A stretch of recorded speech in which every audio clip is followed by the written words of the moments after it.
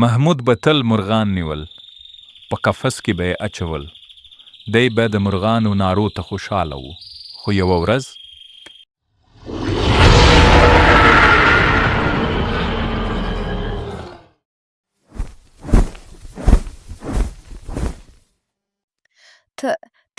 ته څوک یې؟ زه د مرغانو پاچا یم، تل مې در باندې پام وي. ته او ستا ملګری یونس هر وخت مرغان نیسئ او په قفس کې اچوئ. خو ما ته د مرغانو نارې خوند راکوي.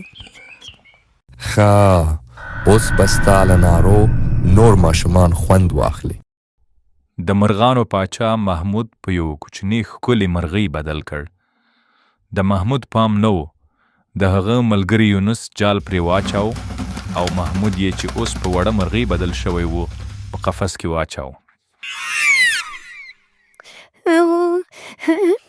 خیر دی یونس وروره، زه مرغۍ نه یم، ستا ملګری یم محمود.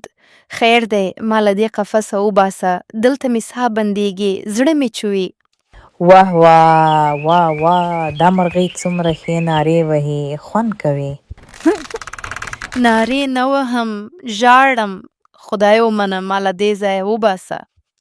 هر ژوندی موجود خدای آزاد پیدا کړی دی.